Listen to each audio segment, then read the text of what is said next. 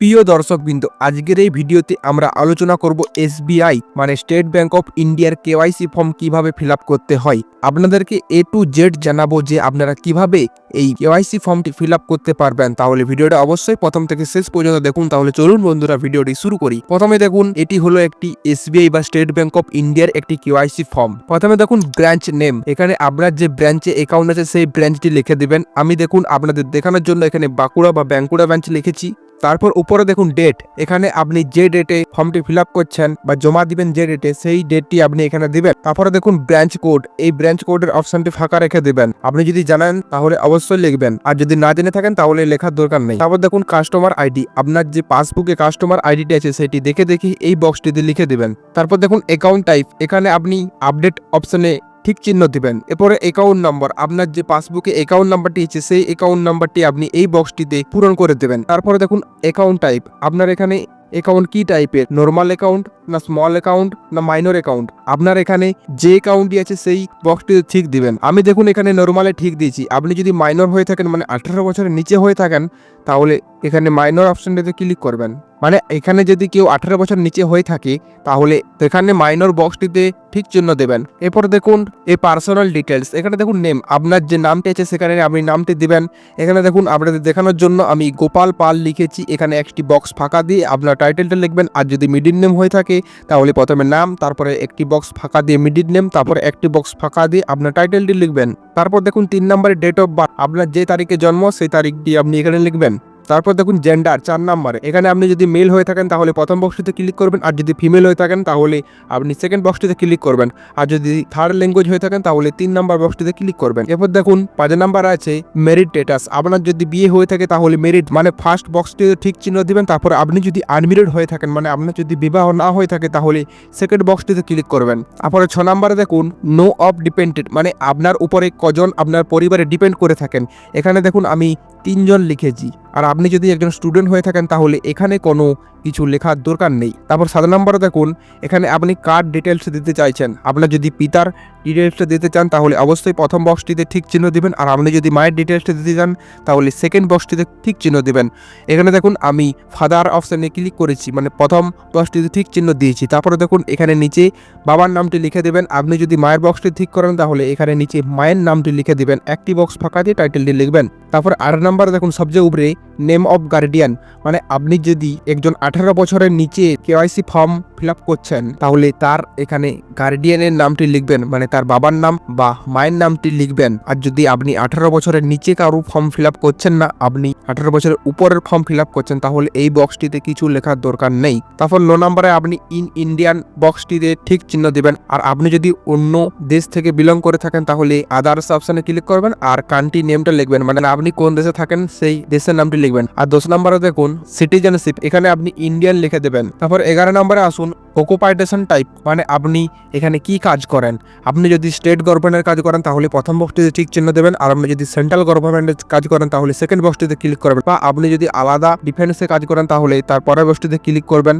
আর আপনি যদি প্রাইভেট সেক্টরে কাজ করেন তাহলে এই লাস্টের প্রাইভেট বক্সটিতে ক্লিক করবেন। আর আপনার এখানে ইনপুট আইডিটি দিবেন যদি আপনি এই সরকারি সংস্থায় কাজ করেন বা প্রাইভেট সেক্টরে কাজ করেন। আর আপনি যদি বিজনেস করে থাকেন তাহলে নিচে দেখুন বিজনেস অপশন রয়েছে, এইগুলির মধ্যে আপনি যদি বিজনেস করে থাকেন তাহলে সেটিতে ক্লিক করবেন। এখানে দেখুন আমি লিখেছি আদার সেলফ এমপ্লয়মেন্ট, মানে আমি এখানে আলাদা বিজনেস করি। আর আপনি যদি হাউস ওয়াইফ হয়ে থাকেন তাহলে এই বক্সটিতে ক্লিক করবেন। আর আপনি যদি স্টুডেন্ট হয়ে থাকেন তাহলে এই বক্সটিতে ক্লিক করবেন, তাহলে আপনাকে অন্য কোনো বক্সটিতে ক্লিক করার দরকার হবে না। তারপরে 12 আর 13 নাম্বারটা দেখুন, এখানে আপনি যদি কোনো বিজনেস করে থাকেন তাহলে বিজনেস নামটি দিবেন 11 নম্বরে। আর আপনি যদি কোন বিজনেস কোম্পানি কাজ করেন সেই বিজনেস কোম্পানির নামটি দিবেন। আর আপনি যদি একজন স্টুডেন্ট হয়ে থাকেন তাহলে এই দুটি অপশনের মধ্যে কিছুটাই আপনার ফিল আপ করার দরকার নেই। তারপরে দেখুন মান্থলি ইনকাম, এখানে আমি 22,000 টাকা করেছি। আর আপনার যদি কোনো মান্থলি ইনকাম না থাকে তাহলে এই বক্সটিতে ফাঁকা দিয়ে দিতে পারেন আপনি যদি স্টুডেন্ট হন। তারপরে দেখুন 15 নম্বরে সোর্স অফ ফান্ড, মানে আপনার ইনকামটা কোথা থেকে হয়, এখানে দেখুন আমি স্যালারি অপশনে ঠিক করেছি। তারপর 16 নম্বরে দেখুন আপনি যদি হিন্দু হয়ে থাকেন তাহলে প্রথম বক্সটিতে ঠিক চিহ্ন দেবেন, আর আপনি যদি মুসলিম হয়ে থাকেন তাহলে সেকেন্ড বক্সটিতে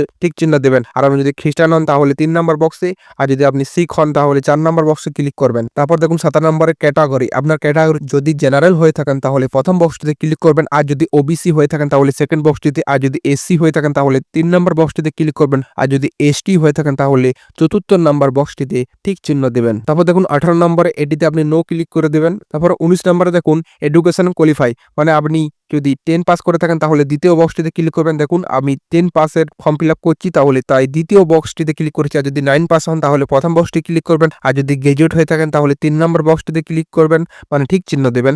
আর যদি পোস্ট গ্রাজুয়েট হয়ে থাকেন তাহলে চতুর্থ নম্বর বক্সটিতে আপনি ক্লিক করবেন। তারপরে 20 নম্বর দেখুন, এখানে যদি আপনি কোনো পলিটিক্যাল সাথে যুক্ত থাকেন বা আপনি যদি পলিটিক্যাল নেতা হন তাহলে প্রথম বক্সটিতে ক্লিক করবেন। আর আপনি যদি কোনো পলিটিক্যাল পার্টির সাথে যুক্ত হয়ে থাকেন তাহলে সেকেন্ড বক্সটিতে ক্লিক করবেন। আর আপনি যদি এর সম্বন্ধে কোনো যুক্ত নেই তাহলে লাস্ট বক্সটিতে নান অপশনে ক্লিক করবেন। তারপর 21 নম্বরে দেখুন, এখানে আপনি যদি যে আপনার ট্যাক্সটা দেন সেটা কি ইন্ডিয়াতে ট্যাক্স দেন বা অন্য কান্ট্রিতে ট্যাক্স দেন। আপনি যদি ভারতের ট্যাক্স দিয়ে থাকেন তাহলে প্রথম বক্সটিতে ইয়েসে ক্লিক করবেন। তারপর দেখুন 22 নম্বরে আপনার প্যান কার্ডটি দিয়ে দেবেন, মানে এখানে আপনার প্যান কার্ডের নাম্বারটি লিখে দিবেন। তারপর দেখুন লাস্টে মোবাইল নাম্বার, এখানে আপনার যে 10 সংখ্যার মোবাইল নাম্বারটি আছে সেই মোবাইল নাম্বারটি লিখে দিবেন। আর তারপর দেখুন ইমেল আইডি যদি থাকে তাহলে দিবেন, আর না থাকলে কোনো অসুবিধা নেই। আর আপনার যদি কোনো টেলিফোনের নাম্বার থাকে তাহলে এখানে টেলিফোনের নাম্বারটি দিয়ে দিতে পারেন, আর যদি না থাকে কোনো দেওয়ার দরকার নেই। তারপর পরের পাতায় চলে আসবেন। পরের পাতায় দেখুন সি আইডেন্টি প্রুফ, মানে আপনি এখানে আইডেন্টি প্রুফের জন্য কোন ডকুমেন্টসটা দিবেন। এখানে দেখুন প্রথমে আছে এ পাসপোর্ট, মানে প্রথমে যদি আপনি পাসপোর্ট দিতে চান তাহলে প্রথম বক্সটিতে ক্লিক করবেন। আর যদি আপনি ভোটার কার্ড দিতে চান তাহলে সেকেন্ড বক্সটিতে ক্লিক করবেন। আর যদি আপনি ড্রাইভিং লাইসেন্স দিতে চান তাহলে 3 নম্বর বক্সটিতে ক্লিক করবেন। আর যদি আপনি আইডেন্টি প্রুফের জন্য আধার কার্ড দিতে চান তাহলে 4 নম্বর বক্সটিতে ক্লিক করবেন। দেখুন আমি এখানে 4 নম্বর বক্সটি ক্লিক করেছি। তারপরে নিচে চলে আসুন ডকুমেন্টস নাম্বার, মানে আপনি যে বক্সটিতে ক্লিক করেছেন সেই নাম্বারটি এখানে দেবেন। আমি আধার কার্ড ক্লিক করেছি তাই এখানে আধার কার্ড নাম্বারটা দিচ্ছি। আপনি যদি ভোটার কার্ড ক্লিক করে থাকেন তাহলে এখানে আপনি ভোটার কার্ড নাম্বারটি লিখবেন। তারপর দেখুন ইস্যু বাই, মানে আধার কার্ডটি যে আমি দিয়েছি এখানটা কোথা থেকে আসছে, এখানে দেখুন আমি লিখেছি ইউআইডিআইএ, মানে আপনি যদি আধার কার্ড দিয়ে থাকেন তাহলে ইউআইডিআইএ লিখবেন। তারপর দেখুন ইস্যু ডেট, মানে আপনি যদি কোনো পাসপোর্ট বা ভিসা দিয়ে থাকেন তাহলে ইস্যু ডেট, আর তারপর এক্সপায়ারি ডেট দিবেন যদি আপনি পাসপোর্ট দিয়ে থাকেন বা ড্রাইভিং লাইসেন্স দিয়ে থাকেন। তারপর দেখুন নীল কালারে লেখা রয়েছে এই অ্যাড্রেস ডিটেলস, এখানে আপনি কারেন্ট বক্সটিতে ক্লিক করবেন। তারপরে দেখুন নিচে আছে এখানে আপনি রেসিডেন্স বক্সটিতে ক্লিক করবেন। আর আপনি যদি এখানে বিজনেস করে থাকেন তাহলে বিজনেস বক্সটিতে ক্লিক করবেন। আপনি যদি রেজিস্টার অফিসে থাকেন তাহলে এখানে রেজিস্টার বক্সটিতে ক্লিক করবেন। এখানে দেখুন আমি রেসিডেন্সিয়াল বক্সটিতে ঠিক দিয়েছি। আপনারা যদি কোনো কিছু না করে থাকেন তাহলে অবশ্যই রেসিডেন্সিয়াল বক্সটিতে ক্লিক করবেন। এখানে দেখুন অ্যাড্রেস, মানে আপনার যেটা অ্যাড্রেস থাকছে সেই অ্যাড্রেসটি আপনি দেবেন। দেখুন আমি আপনাদের দেখানোর জন্য এখানে দিয়েছি বাঁকুড়া টাউন, এখন পুরো অ্যাড্রেসটা আপনি দিয়ে দিবেন। তারপর দেখুন এখানে ভিলেজ বা সিটি, আপনার যে গ্রামে বাস করেন সেই ভিলেজ বা গ্রামের নামটি দিবেন। এখানে দেখুন আমি আপনাদের দেখানোর জন্য বাঁকুড়া লিখেছি। তারপর দেখুন ডিস্ট্রিক্ট, মানে আপনি যে জেলাতে বাস করেন সেই জেলার নামটি দিবেন। এখানে দেখুন আমি বাঁকুড়া লিখেছি। তারপর দেখুন স্টেট, মানে আপনি কোন রাজ্য থেকে বসবাস করেন। দেখুন আমি এটা ওয়েস্ট বেঙ্গল লিখেছি। তারপর দেখুন পিনকোড, মানে আপনার যে পিনকোড আছে সেই পিনকোড দিয়ে আপনি লিখবেন। তারপর কান্ট্রি নেম, মানে এখানে আপনি ইন্ডিয়া লিখে দেবেন, মানে ভারতবর্ষে বসবাস করি। তারপর দেখুন ই অ্যাড্রেস ডিটেল, এখানে আপনি যদি দুটো অ্যাড্রেস আলাদা থাকেন, মানে আপনি আগে আলাদা জায়গায় ছিলেন এখন আলাদা জায়গায় আছেন তাহলে দুটো অ্যাড্রেস আলাদা আলাদা হবে। মানে আপনি যেখানে ছিলেন উপরে তো লিখে দিলেন, এখন যেটাতে আছেন সেটা নিচে লিখবেন। আর আপনার যদি দুটো অ্যাড্রেস একই হয়, মানে আপনি এখন যেখানে ছিলেন সেখানেই আছেন, তাহলে এখানে দেখুন সেম অ্যাজ কারেন্ট এই বক্সটিতে ক্লিক করবেন, মানে আপনার অ্যাড্রেস সেম আর নিচে তাহলে কিছু ফিল আপ করার দরকার নেই। আর যদি দুটো আলাদা হয় তাহলে আপনি দুটো আলাদা ফর্ম ফিল আপ করবেন, মানে উপরে একটা করবেন নিচে আলাদা আপনার অ্যাড্রেসটি দিবেন। তারপর নিচে দেখুন আপনি যদি আরো